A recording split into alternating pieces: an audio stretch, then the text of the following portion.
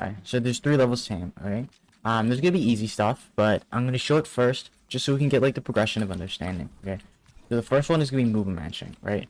So where all you care about, all you care about is just making sure that you're matching the direction they're going, and it's basically just testing your reaction timing, right?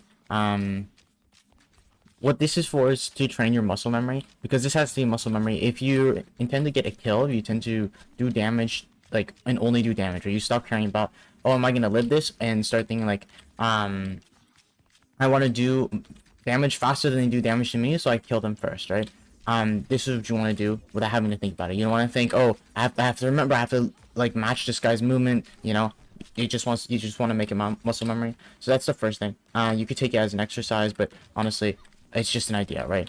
You could definitely do what I'm doing, which is like, I don't aim, I just watch this guy's model, and go, if he's going left, I go left, if he's going right, I go right, okay? The second one is going to be movement reading, and this is where you're going to have your crosshair onto him. Again, you could take this as like a training method, or you could just think about it like, oh, how am I going to apply this to my game, right?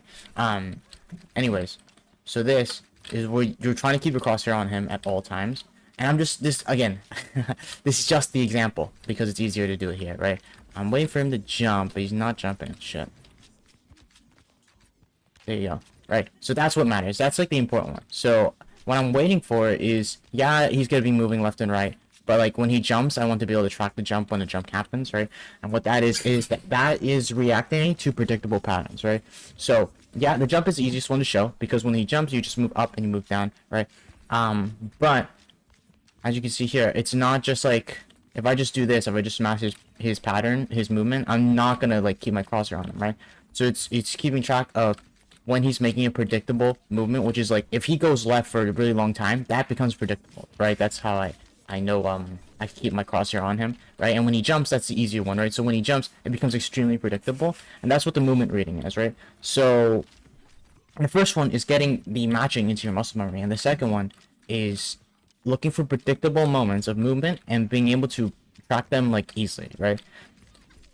And next one is tracking, as in actually firing. So actually trying to hit him, right?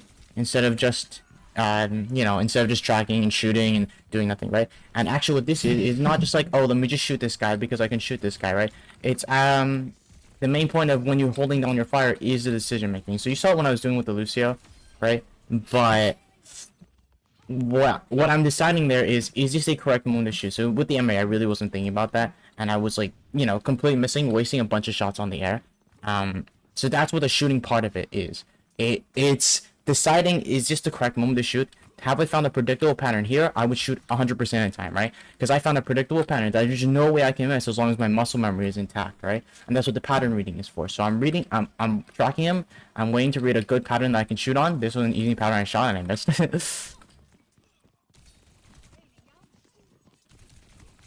you go. I see an easy pattern and I decide, okay, now's the time to shoot, so I shoot. Right? That's the same thing. So if someone's walking in a straight line, if someone's walking in a straight line, I decide, okay, this is an easy pattern to shoot, right? They're gonna walk in the same direction. As long as they're walking in the same direction, I just shoot that person. Okay. Now those 3 things, which is the movement matching, right, the movement reading, and the tracking, are into 3 different skills I described, right? Which is muscle memory, reading predictable movement, and in decision making. Now that breaks down into 3 different things, right? So when you're tracking jumps, like this guy's an easy one, I guess, right? When you're tracking jumps, this is pure muscle memory, right? After a certain point, you're just gonna have to know jump. You just have to know by muscle memory the jump patterns of the cooldowns, right, of everyone. And when you see it, like when I see Sojourn sliding, I'm not looking for, I don't fire until she's in the air, right? When I see Sojourn sliding, something goes off in my head. I go, okay, I have an easy shot coming up soon, so let me blink in, prep for the shot, and be ready for when she jumps. And if she doesn't jump, then she's gonna like, let me do here. So she doesn't jump, she's just gonna like walk in a straight line after. So she's gonna jump, land, or sorry, slide, land, and then just start walking. You just start shooting, right? Anyways, the jumping cooldown tracking is pure muscle memory, okay? And here's the thing about, was it movement reading? It's not always, let me just like keep my crosshair on and look at them. I can just hit them when I can. If you take, so normally when people aim, they take their crosshair, right? And they look at their crosshair, and then they look at on the periphery, like what can I shoot, right? So I see this Lucian for my periphery. I'm gonna go to Lucian and I'm gonna try to shoot them, right? Part of the pattern reading is I take the person I want to shoot. Echo's gonna fly away. Let me do Hanzo. Let me kill this guy. Right. I take the person I want to shoot, and I put them in my focus, and I put my crosshair in the periphery, right? And I stop thinking about my crosshair, and the only thing I care about is reading the movement of the model, of the body of the model, right? And my crosshair just becomes, it's going to be on target no matter what, right? So what I've trained is I've trained to follow their movement. I've trained to keep my crosshair on their body. So I no longer need to care about that. All I have to care about is what is their actual model doing. What's their actual model doing so I can keep track of it, right? And I'm not looking at my crosshair at all. I'm only looking at the tracer here, okay? And the last one, and again, this is going down from the, 1, 2, 3 we did earlier. The last one is what you've been seeing is I tap fire, right?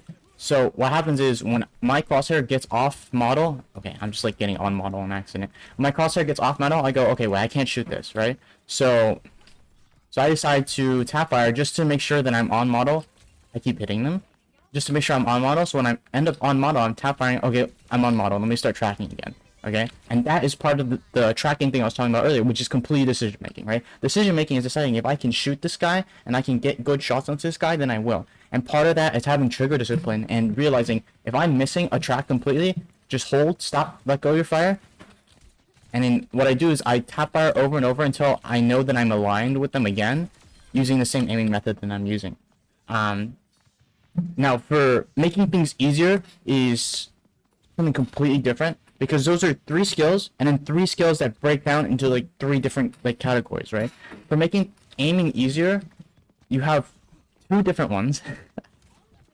You have a micro kind of mechanics sense and a macro kind of non-mechanics sense, and the macro non-mechanics thing not really something I can show because I'm on Vaxta, right? So, but the micro one is easier, right?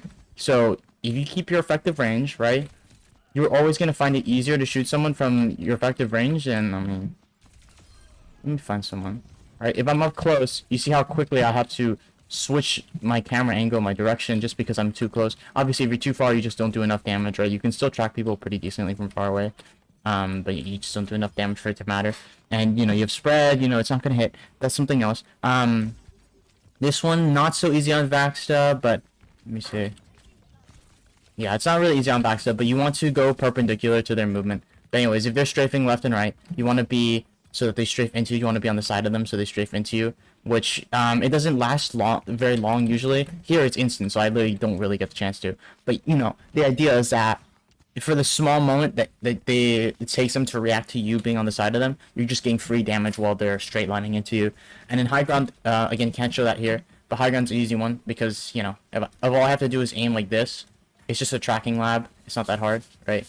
Here I have to, this guy's gonna jump. I have to track the jump, right? This guy moves left or right. I have to track it. He moves diagonal. I have to think about it. If I'm high ground, I just shoot them. That's why, I mean, this. That's why you stop on. I go up to a ledge, right? I stop at this ledge instead of jumping down. I just stop at this ledge and I shoot whoever's like on the other side of the ledge. Okay. On the macro stuff, 3 things that make your movement easier is timing, right? If someone's not looking at you, that's what makes the aiming on Vaxta and aiming code so hard, right? Is that they are constantly looking at you and they're constantly, left, right, AD spamming, as if, you're fighting someone who knows you're there. If you take good timing and they can't look at you, or they don't even know you're there, then you just get free damage because people walk into predictable patterns, and that's what the movement reading is for, right? It's for understanding when someone has gone into a predictable pattern. When people don't know that they have to fight, they get really predictable really fast. So even if I have good timing, you don't just shoot just because they don't know you're there. You wait until they have a very predictable movement, and then you follow that and you kill them. The other one is guiding.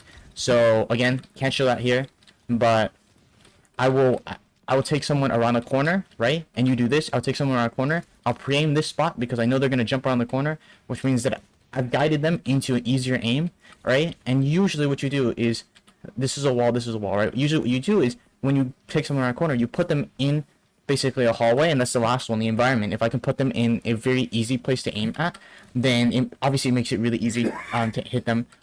I no longer have to worry about strafing and firing, I shoot them here, I blink behind them, and I shoot them here, and I make it really easy to kill. Hopefully that helps. And, you know, this is the basic aiming system, basic understanding of how aim actually works. So yeah, that should be it.